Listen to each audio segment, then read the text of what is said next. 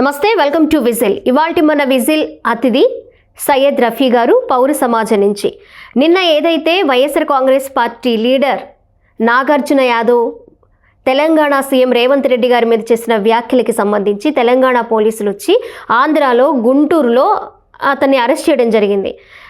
Telangana CM Revanth Reddy గారి మీద కొన్ని అనుచిత వ్యాఖ్యలు చేయడం, Swiggy boy, delivery boy, GO చదవడం కూడా రాదు, ఇలాంటి మాటలైతే, ఇలాంటి వ్యాఖ్యలైతే ఆయన మాట్లాడడం జరిగింది. దీని గురించి మనతో మాట్లాడబోతూ ఉన్నారు రఫీ గారు. సార్తో మాట్లాడదాం. నమస్తే సార్. నమస్తే మేడం. ఎలా ఉన్నారు సార్? బాగున్నాను సార్. ఏంటి సార్, ఒక ముఖ్యమంత్రి అని కూడా చూడకుండా తెలంగాణ ముఖ్యమంత్రి గారు రేవంత్ రెడ్డి గారి మీద వైఎస్ఆర్ కాంగ్రెస్ పార్టీ లీడర్ నాగార్జున యాదవ్ చేసిన వ్యాఖ్యలు నిన్నటి నుంచి కూడా ఒక తీవ్ర చర్చకు దారితీస్తున్నాయి. ఆయన ఒక Swiggy boy, delivery boy, GO చదవడం కూడా రాదు, సీఎం కుర్చీలో కూర్చునే అర్హత కూడా ఆయనకి లేదు అని ఇలాంటి అనుచిత వ్యాఖ్యలు చేశారు. దీనికి సంబంధించి వైసీపీ వాళ్ళు ఒక్కరు కూడా మాట్లాడలేదు, ఇది తప్పు అని ఎవరు ఖండించలేదు. మళ్ళీ పైగా ఆయన అరెస్ట్ చేసినందుకు తెలంగాణ పోలీసులు దాని మీద మాట్లాడడానికి, ఆ అరెస్టును ఖండించడానికి వస్తున్నారు. ఏ విధంగా చూడాలి? అంటే ఇది బరితెగింపు అనాలి. జగన్మోహన్ రెడ్డి గారు చాలా విషయాలు మాట్లాడుతున్నాడు ఈ మధ్య. రాష్ట్రంలో పోలీసులు అరెస్ట్ చేస్తున్న తీరు మీద, వాళ్ళ పార్టీ కార్యకర్తలను అన్యాయంగా అరెస్ట్ చేస్తున్నారని చాలా సార్లు మాట్లాడాడు. మరి నువ్వు ముఖ్యమంత్రిగా పనిచేసావు కదా, ఒకసారి ముఖ్యమంత్రిని నీ పార్టీ అధికార ప్రతినిధి అంటే నువ్వు మాట్లాడినట్టే, అధికార ప్రతినిధి మాట్లాడాడంటే వైసీపీ వాయిస్ అన్నమాట. అది ఎంత దారుణంగా మాట్లాడాడు రేవంత్ రెడ్డి గారిని. ఎమ్మెల్యే కూడా అర్హుడు కాదన్నాడు, అతను జీవో చదవడం రాదన్నాడు, స్విగ్గీ బాయ్లని, జొమాటో బాయ్లకి క్షమార్పణ చెప్తున్నా అన్నాడు, వాళ్ళ స్థాయి తగ్గిస్తానని చెప్పి. అంటే ఎంత బరి తెగింపు, ఎంత ఖండకవరం అది. అంటే ఇది ఎవరంటే చూసుకొని మాట్లాడాడు అతను. ఆ తర్వాత కూడా రిలీజ్ అవ్వలేదు, ఆ మాటలు వెనక్కి తీసుకోవడానికి ప్రయత్నం కూడా చేయలేదు. పైగా అంతకుముందు అదే సాక్షి టీవీలో కృష్ణరాజు అమరావతి మహిళలను ఉద్దేశించి ఎలా మాట్లాడాడు చూసాం కదా. అప్పుడు కూడా జగన్మోహన్ రెడ్డి గారు ఏం ఖండించలా, ఇవాళ కూడా ఖండించలా. అంటే ఒక పక్కన మతాల మధ్య, కులాల మధ్య చిచ్చు పెడుతున్నటువంటి రావణ్ణి సమర్థిస్తూ ఉన్నారు. రెండో పక్క రాష్ట్ర ముఖ్యమంత్రి మీద ఈ రకమైనటువంటి వ్యాఖ్యలు చేస్తారు. ఏంటి అసలు ఇది? వైసీపీ స్టాండ్ ఏంటి అసలు అర్థం కావట్లా. నేను ఎందుకు వచ్చానంటే తెలంగాణ వాదులు ఏమైపోయారని. ఓకే, తెలంగాణలో పెద్ద పెద్ద మేధావులు, ఆంధ్ర పోలీసులు వచ్చి ఒక యూట్యూబర్ని కేవీఆర్ అనే అతన్ని, కేవీ రెడ్డి అనే అతన్ని అరెస్ట్ చేసిన దాని మీద చాలా తీవ్రంగా స్పందించారు. తులసి చంద్ కానీ లేకపోతే చాలామంది. మరి రేవంత్ రెడ్డి మీద మాట్లాడితే ఎందుకు తెలంగాణ మేధావులు ఇది తప్పు, ఈ రకంగా మాట్లాడకూడదు, ముఖ్యమంత్రిని కించపరచకూడదు అని చెప్పి ఎవరు ఇంతవరకు ఖండించకపోగా మౌనం దాలుస్తూ ఉన్నారు. ఓకే, అంటే మీ మీద ఆంధ్ర పోలీసులు వచ్చినప్పుడు ఒక స్టాండు, తెలంగాణ పోలీసులు ఆంధ్ర వాడి మీద వెళ్ళి అరెస్ట్ చేస్తే మీరు మాట్లాడరు. రెండింటిని ఖండించాలి కదా, లేదా పోలీస్ యాక్షన్ని సమర్థించాలి. పోలీసులు వాళ్ళ పని వాళ్ళు చేస్తారు, ఏ రాష్ట్రంలో ఉన్నా. ఇక్కడ కూడా నాగార్జున యాదవ్ని అరెస్ట్ చేశారు, నల్లపాడు పోలీసులకి తెలియజేసి ఆ స్టేట్కి తీసుకెళ్ళారు. గతంలో రఘురామకృష్ణరాజుని ఏమీ చెప్పకుండా తెలంగాణ నుంచి తీసుకొచ్చి ఎంత టార్చర్ పెట్టారో మనం చూసాం కదా. అప్పుడు వీళ్ళెవరు నోరు మెదపల, తెలంగాణ మేధావులు. మరి ప్రతిదానికి నేనున్నానని చెప్పి వచ్చేస్తూ ఉంది. కొత్తగా ఆ పార్టీ పేరు కూడా ఇంకా అది సరిగ్గా సెట్ అవ్వలేదు, టీఆర్ఎస్ ఏమో కవిత గారు. అయితే ఆ అమ్మాయి మొన్న ఒక స్టేట్మెంట్ ఇచ్చింది, ఆంధ్ర వాళ్ళందరూ కూడా లంచాలు ఇచ్చారు, ఆ డబ్బంతా కూడా తెలంగాణ అమరవీరుల కుటుంబాలకు పంచిపెట్టండి అని చెప్పి అన్నది. అంటే తెలంగాణ వాళ్ళు లంచాలు ఇస్తే అది అవసరం లేదనమాట ఆమెకి. ఇప్పుడు ఆంధ్ర వాళ్ళు ఇచ్చిన లంచాలని పంచిపెట్టమంది. ఇప్పుడు తెలంగాణ ముఖ్యమంత్రిని ఈ నాగార్జున యాదవ్ అనేటువంటి వైసీపీ నాయకుడు విమర్శిస్తే మా తెలంగాణ వాడిని ఎందుకు విమర్శించామని ఎందుకు అడగట్లేదు అంటే వైసీపీ వాడు కాబట్టి మీరు వదిలేస్తారు. మేము ఆంధ్ర వాళ్ళం కాదు, మేము తెలంగాణ వాళ్ళం, మేము చాలా పౌరుషంగా ఉంటాం, మేము ప్రశ్నిస్తాం, మేము నిజాయితీగా ఉంటాము, ఎవరినైనా ఎదిరిస్తాము, న్యాయం కోసం నిలబడతాము అని మాట్లాడుతుంటారు. మరి ఈ విషయంలో ఎందుకు స్టాండ్ తీసుకోలేకపోయారు అనుకోవచ్చు అంటారు? అదే అర్థం కాదు. వాళ్ళ ద్వంద్వ నీతికి, డబుల్ స్టాండర్డ్కి నిదర్శనం ఇది. నిదర్శనం. ప్రొఫెసర్ నాగేశ్వర్ మీద జనసేన వాళ్ళు ఖండించారు, మాకేం సంబంధం లేదన్నారు.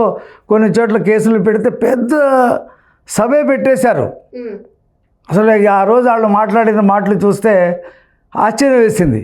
మరి ఆ గుంపంతా ఏమైందో వాళ్ళకి కనిపించట్లా. ప్రొఫెసర్ నాగేశ్వర్ మీద మాట్లాడితే మీరందరూ ఒక తాటి మీద వచ్చి విమర్శించారు ఆంధ్ర వాళ్ళని.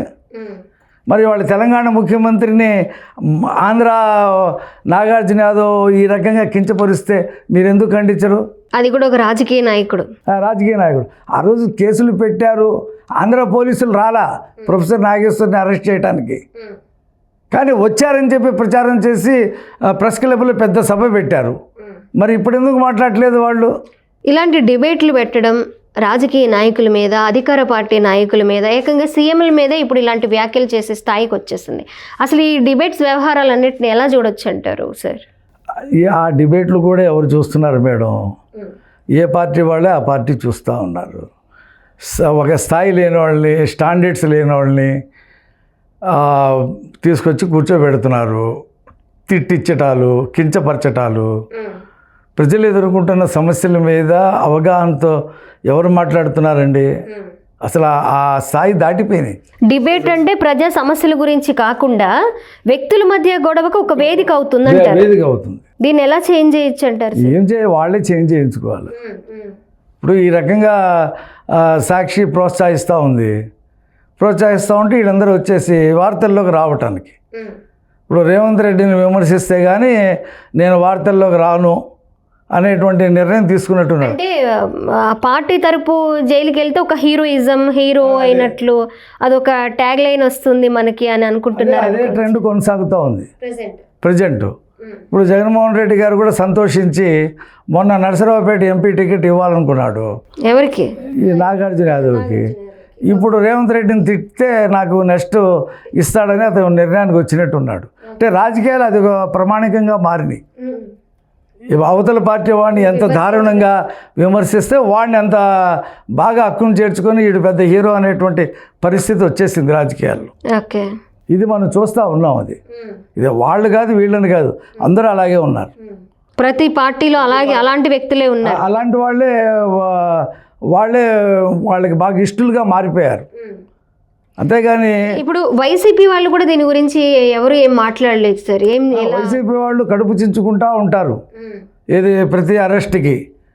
మరి ఇప్పుడు ఈ అరెస్ట్లో రేవంత్ రెడ్డిని అలా మాట్లాడకూడదని చెప్పి ఒక్క వైసీపీ నాయకుడు అలా అరెస్ట్ చేయడానికి ఖండిస్తున్నాడు. గోపిరెడ్డి శ్రీనివాసరెడ్డి, ఎవరు మాజీ ఎమ్మెల్యే, ఇంకా కొంతమంది ఉన్నారు.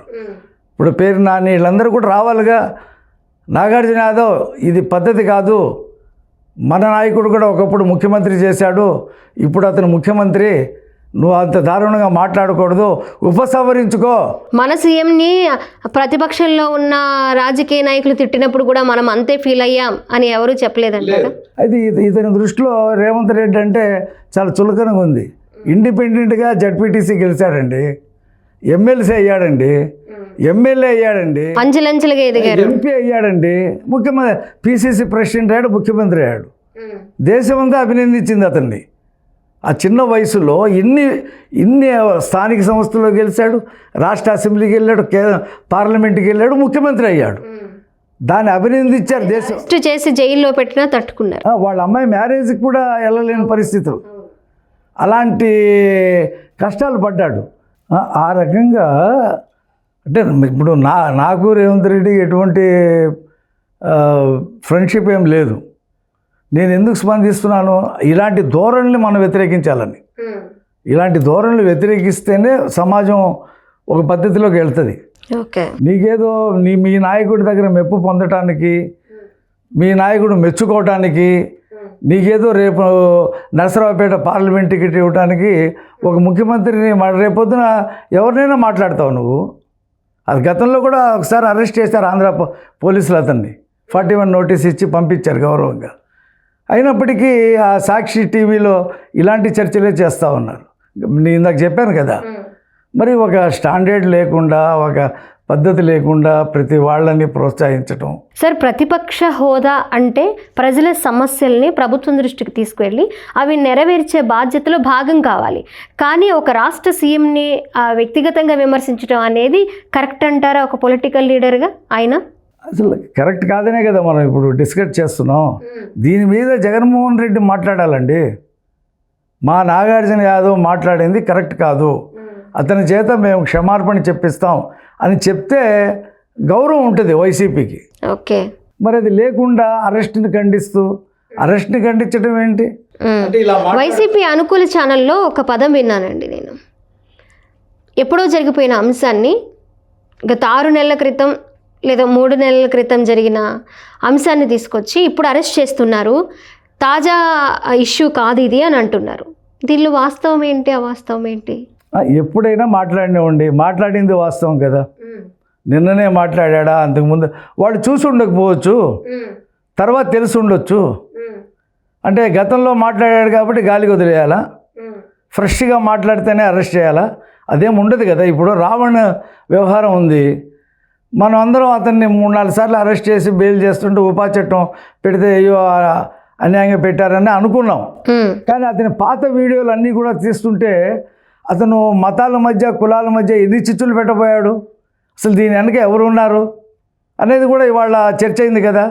మొన్నటి వరకు అతన్ని సమర్థించిన వాళ్ళు ఇవాళ సిగ్గుపడుతున్నారు. అతను హిందూ దేవుళ్ళ మీద, హిందూ మతం మీద చేసినటువంటి వీడియోలు కానీ, మాట్లాడినటువంటి మాటలు కానీ ఎవరు సమర్థించరు. అంటే ఏ లక్ష్యం పెట్టుకొని మాట్లాడావు? ఇప్పుడు ప్రకాష్ రాజ్ వీళ్ళందరూ అతనికి సపోర్ట్ చేశారు. అసలు ప్రకాష్ రాజ్కి ఏం కావాలో నాకు అర్థం కావట్లా. అతను ఒక నటుడు, మంచి నటుడు, క్యారెక్టర్ యాక్టరు. నీకెందుకు? నీ నటన నువ్వు చేసుకో, లేదా నీకు రాజకీయాలు ఉంటే నువ్వు మాట్లాడు, సిద్ధాంతపరంగా ఏమైనా విభేదిస్తే విభేదించు. ప్రతి వాడిని పట్టుకొని నువ్వు కూటమికి వ్యతిరేకంగా ఎవరు మాట్లాడితే వాళ్ళని నెత్తిన పెట్టుకొని ప్రకాష్ రాజ్ కూడా చాలా స్థాయి దిగజార్చుకున్నాడు. ఇవాళ ఒకప్పుడు ప్రకాష్ రాజ్ అంటే అతను యాక్ట్ చేసిన సినిమాలు, అతని మాడ్యులేషన్, అతని బిహేవియరు, అతని బాడీ లాంగ్వేజ్ చూసి శబాష్ అనేవాళ్ళు. ఇవాళ అతను మాట్లాడుతున్న మాటలు చూసి అసహించుకుంటు. అంటే ప్రశ్నిస్తే గౌరవం తగ్గిపోతుందంటారా? ప్రశ్న ఏంటండి ప్రశ్నించేది?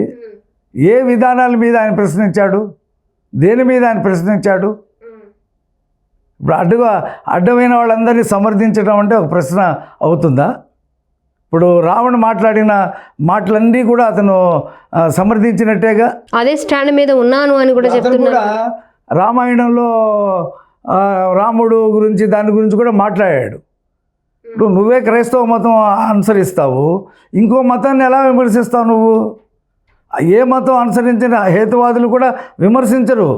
ప్రజలు ఇష్టం అండి అది. ప్రజా చైతన్యం నువ్వు తీసుకొస్తే వాళ్ళు మారుతారు. ప్రజలకి ఎవరికి ఏ నచ్చిన మతంలో వాళ్ళు ఉంటారు, ఏ నచ్చిన దేవుడిని వాళ్ళు పూజిస్తారు. మీకేంటి బాధ? మీరు ఒక మతాన్ని ఆచరిస్తారు, ఇంకో మతాన్ని విమర్శిస్తారు. అదే కదా ప్రకాష్ రాజ్ చేసింది. వాళ్ళ తల్లి చనిపోయినప్పుడు ఏ పద్ధతిలో అతను అంత్యక్రియలు జరిపాడు చూశారు కదా అందరూ కూడా. కాబట్టి వార్తల్లోకి రావటం కోసం మాట్లాడటం అంటే ఇక మనం ఏం చేయలేము దాన్ని. వార్తల్లోకి రావటమే నాకు కావాలి అంటే ఇక నీ ఇష్టం, మాట్లాడుకో. ఓకే. కాబట్టి ఇవాళ నాగార్జున యాదవ్ అయినా, రావణ్ అయినా, ప్రకాష్ రాజ్ అయినా, ఎవరైనా సరే, జడా శ్రావణ్ అయినా హద్దు మీరి మాట్లాడితే సమాజం ఒప్పుకోదండి. సమాజం ఎప్పుడైతే ఒప్పుకోదో, సమాజం ఎప్పుడైతే ఆగ్రహిస్తుందో ప్రభుత్వాలు దానికి అనుగుణంగానే పనిచేస్తాయి, వాళ్ళ మీద చర్యలు తీసుకుంటాయి. చూస్తూ ఎందుకు ఉంటాయి? జగన్మోహన్ రెడ్డి మాత్రం ఆయన మీద విమర్శించిన వాళ్ళు వదిలాడా? రంగనాయకమ్మని ఎన్ని ఇబ్బందులు పెట్టారు. ఆ హోటల్ వ్యాపారమే ఎత్తేసుకుని వెళ్ళిపోయే పరిస్థితి ఏర్పడింది కదా. కోవిడ్లోనే వైజాగ్ నుంచి ఒక అతన్ని జీపులో తిప్పి అతను చనిపోయేటువంటి పరిస్థితి. జగన్మోహన్ రెడ్డి పాలనలో ఏదో ధర్మం 4 పాదాలను నడిచినట్టు అసలు పోలీస్ శాఖ అంటే ఏంటో ప్రజలకు పువ్వులు ఇచ్చి స్వాగతం చెప్పినట్టుగా మాట్లాడుతున్నారు వీళ్ళు. ఆ రోజున చేసిన దురాగతాలే కదా, అరాచకాలే కదా మీ ఓటమి కారణం. కాబట్టి ఇప్పుడున్న ప్రభుత్వంలో విధానపరమైనటువంటి నిర్ణయాల్లో ప్రజలకు ఏమైనా నష్టం కలిగే నిర్ణయాలు విమర్శించండి, ప్రశ్నించండి. అంతేగాని కులాల మధ్య, మతాల మధ్య, వ్యక్తుల జీవితాల మీద విమర్శిస్తే ఎలాగా? పౌర సమాజం ఎందుకు ఊరుకుంటుంది? పౌర సమాజం ఖచ్చితంగా ప్రశ్నిస్తుంది. మీకే కాదు కదా ప్రశ్నించే హక్కు, పౌర సమాజానికి కూడా ఉంది కదా. కాబట్టి నాగార్జున యాదవ్ లాంటి యాంటీ సోషల్ ఎలిమెంట్స్, నేను అంటున్నాను ఇప్పుడు, ఒక ముఖ్యమంత్రిని, ప్రజలు ఎన్నుకున్నటువంటి ఒక ముఖ్యమంత్రిని జీవో చదవటం రాదని చెప్పి ఇంత తీవ్రంగా అతను అంత కించపరిచి మాట్లాడితే అది నాకు బాధ కలిగింది. అది ఇవాళ అతను మాట్లాడాడు, రేపు పొద్దున్న ఇంకోళ్ళు మాట్లాడతాడు. దాని జగన్మోహన్ రెడ్డి అతన్ని పిలిచి క్షమార్పణ చెప్పించాలి కదా. ఇప్పుడు దీనిపై వైసీపీ పార్టీ వాళ్ళు కానివ్వండి, తెలంగాణ వాదులు కానివ్వండి స్పందించకపోవడం కూడా మరొక బాధను వ్యక్తం చేస్తున్నారు మీరు. అవును, ఇప్పుడు ప్రొఫెసర్ నాగేశ్వర్ మీద ఎక్కడో ఆంధ్రాలో కేసులు పెడితే ఏకమైనటువంటి అక్కడ ఉండేటువంటి మేధావులు, జర్నలిస్టులు మరి రేవంత్ రెడ్డిని ఈ రకంగా కించపరిస్తే ఎందుకు ఏకం కాలేదు? ఎందుకు ప్రెస్ క్లబ్లో మీటింగ్ పెట్టలేదు? వాళ్ళ ఎందుకు వీడియోలు చేయలేదు? అంటే మీకు తెలంగాణలో ఉండేటువంటి జర్నలిస్టులు కానీ, మేధావులు కానీ 1/3 పోల్ తీస్తే 3/4 పీపుల్ వాళ్ళు పొద్దున్న లేస్తే ఆంధ్ర మీదే రాజకీయాలు ఆడాలి. వాళ్ళ వీడియోలన్నీ ఆంధ్ర మీదే ఉంటాయి, వాళ్ళ డిబేట్లన్నీ ఆంధ్ర మీదే ఉంటాయి, తెలంగాణ మీద ఉండవు, భారతదేశం మీద ఉండవు. వాళ్ళకి ఆంధ్రాలో ఏం దొరుకుద్దా సరుకు, దీని మీద ఒక వీడియో పెడదాం, దీని వ్యూవర్షిప్ బాగా వస్తుంది అనేది చూస్తారు తప్పితే తెలంగాణ మీదే ఉండవు. మరి ఎందుకు భయమో లేకపోతే ప్రేమో తెలియదు. మరి ఆంధ్ర వాళ్ళు అలా దొరికారు. ప్రేమ అనుకుందాంలే సార్, ఆ ప్రేమ అయితే అయి ఉండొచ్చు. కాబట్టి ఈ ధోరణులు సమాజానికి మంచిది కాదు. ఇలాంటి వాళ్ళని పార్టీ ఇలాగ మాట్లాడేటువంటి వాళ్ళని పార్టీలు కూడా దూరంగా పెట్టాలా, పార్టీలు కూడా సంస్కరించుకోవాలా. విషయ పరిజ్ఞానం లేని వాళ్ళందరినీ అధికార ప్రతినిధుల కింద పెట్టి పార్టీలు నడిపితే ఇలాగే ఉంటాయి. ఇలాంటి పరిస్థితులే ఎదుర్కొంటారు. ఇలా ఎవరు మాట్లాడినా కూడా అరెస్ట్ అనేది తప్పదంటారు, అది సరైన శిక్ష అంటారు. ఇప్పుడు అతను ఏమంటున్నాడు, అదేదో చూశా నేను, నాకు 3rd డిగ్రీ ట్రీట్మెంట్ ఇవ్వకుండా ఉంటే బాగుండు, అది వెళ్ళే ముందు అన్నాడని. ఇవ్వాలని నేను అంటలా, గౌరవంగానే అరెస్ట్ చేయాలి, కోర్టు ముందు పెట్టాలి, కోర్టు నిర్ణయిస్తుంది. 3rd డిగ్రీ ట్రీట్మెంట్ ఇవ్వాలని నేను అంటలేదు. అతను అన్నాడని అంటున్నారు, భయపడుతున్నాడని. ఆ భయం లేకపోతే ఎలాగండి? ఇప్పుడు 650 మందికి ఒక పోలీసు ఉన్నాడు. మనకి పోలీసులు అన్నీ కంట్రోల్ చేయలేరు కదా, చూస్తున్నాం కదా రోజు జరిగేటువంటి సంఘటనలు. కాబట్టి ప్రజల్లో ఆ చైతన్యం రావాలా, పార్టీలు కూడా ఆ రకమైనటువంటి సంస్కరణలకి ఇచ్చేయాలా. విషయ పరిజ్ఞానం లేనటువంటి అధికార ప్రతినిధుల్ని, నాయకుల్ని ఎంపిక చేసుకోవడం మానుకోవాలా. మానుకోకపోతే ఇలాంటి పెడ ధోరణులే ప్రబలుతాయి. అది పార్టీకి కూడా నష్టం. ఇప్పుడు రేవంత్ రెడ్డి అనేవాడు గౌరవమైనటువంటి ముఖ్యమంత్రి. అతను తన సామర్థ్యాన్ని, అతని ప్రతిభని రుజువు చేసుకున్నాడు. అభినందించాలి అతన్ని. ఇప్పుడు ఆంధ్రప్రదేశ్లో ఉన్న రాజకీయ పార్టీకి సంబంధించిన వ్యక్తికి పక్క రాష్ట్ర ముఖ్యమంత్రిని విమర్శించాల్సిన అవసరమే లేదు కదా, అనవసరమైన డిస్కషన్ కదా. అది ముందే అక్కడ ఉన్న వాళ్ళు ఖండిస్తే ఇది ఇక్కడ దాకా వెళ్ళేది కాదేమో. దానికి పరిణామం ఎంత తీవ్రంగా ఉందో తెలంగాణ పోలీసులు చూపించారు.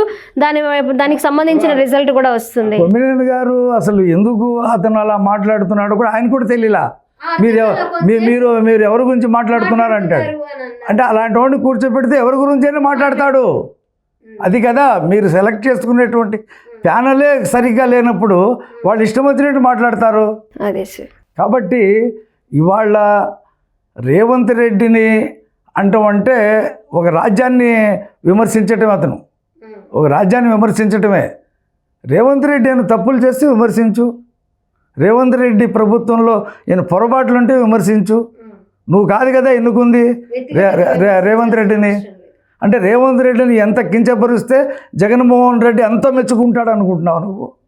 కాబట్టి రేవంత్ రెడ్డి లాంటి నాయకుడు, ఇప్పుడు అతనికి వాళ్ళ నాన్నేమి మంత్రి కాదు, ఎమ్మెల్యే కాదు, ఎంపీ కాదు, వాళ్ళ తాత ఏమి ఎమ్మెల్యే కాదు, ఎంపీ కాదు, స్వయంగా వచ్చినటువంటి నాయకుడు అండి.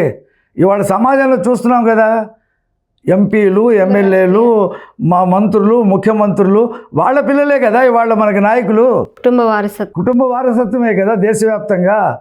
ఇతను కుటుంబ వారసత్వం లేకుండా సమాజం నుంచి వచ్చినటువంటి వ్యక్తిని నువ్వు ఒక యువకుడిగా నువ్వు అతని ఆదర్శంగా తీసుకోవాల్సింది పోయి అంత తీవ్రంగా విమర్శిస్తావు. నువ్వు చదువుకున్న చదువుకి అసలు ఏం సార్థకత ఉంది?